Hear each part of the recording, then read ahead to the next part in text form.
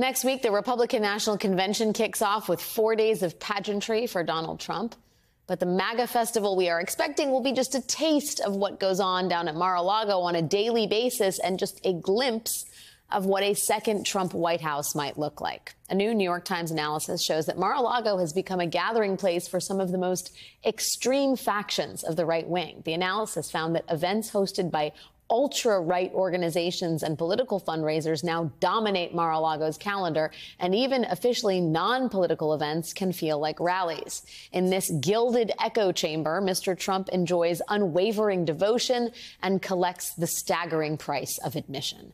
Joining me now is David Fahrenthold. He's an investigative reporter for The Times, and his byline is on this amazing and interactive new reporting. David, thanks for joining me. I think a lot of people wonder how the MAGA sort of worldview has come to be crystallized, and it feels like Mar-a-Lago plays an instrumental role in sort of cementing the Trump narrative in Trump's own mind and rallying the MAGA troops. Who is now populating the halls of Mar-a-Lago from your reporting? Well, it's been a huge shift. As recently as 2017, most of what happened at Mar-a-Lago was just sort of Palm Beach society balls, Red Cross, Salvation Army, that sort of thing. In that year, 2017, because of what Trump said about the rioters in Charlottesville, that they were very fine people among them, a lot of those society clients left.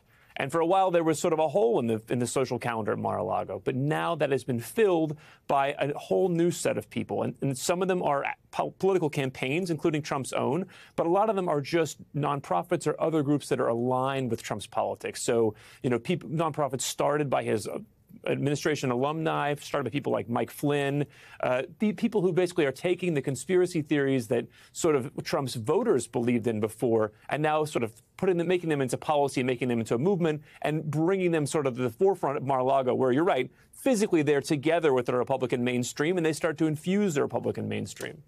And we're talking, when you talk about the conspiracies that are accepted as truth, we're talking about fringe ideas, including the Pizzagate theory, which I'd love for you to expand upon, and other, Looney Tune ideas that have no basis in reality, but inside the walls of Mar-a-Lago, that's what actually happened. That's fact. Is that right?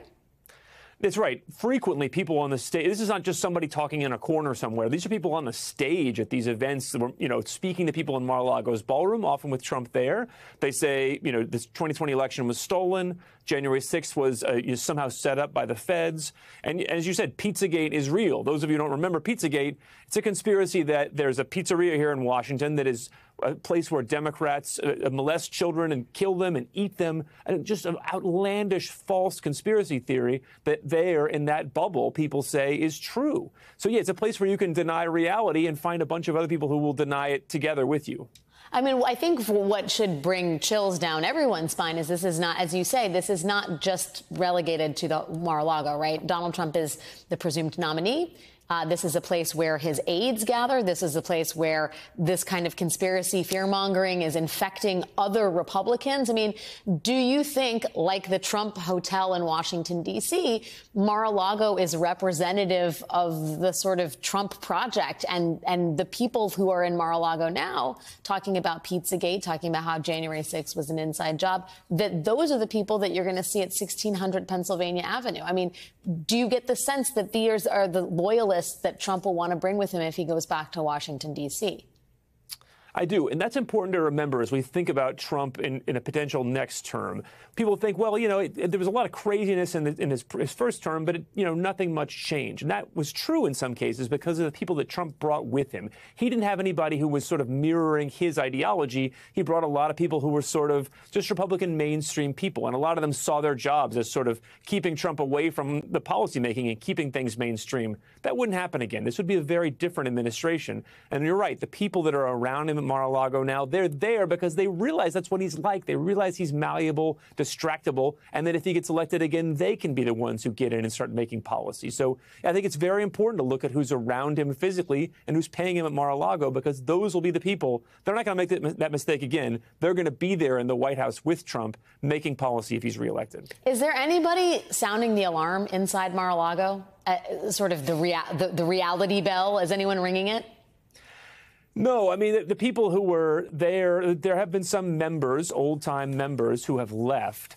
But that's the reaction. I think people just go elsewhere. If you wanted to make a change, Mar-a-Lago would be a place where no one would listen to you. You know, people have selected. That's a self-selected crowd of people who want to be there around Trump and want Trump to see them. So no, I don't think there's anyone within Mar-a-Lago trying to change the place from the inside. I think they just leave.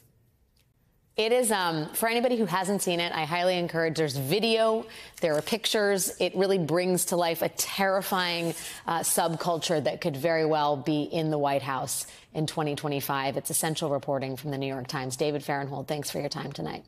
Thank you. Hey there, MSNBC fans. I'm Luke Russert, and be sure to join me, Rachel Maddow, Jen Psaki, Lawrence O'Donnell, Steve Kornacki, Joy Reid, and many more September 7th in Brooklyn, MSNBC Live Democracy 2024. Click on the link for ticket information. We will see you there.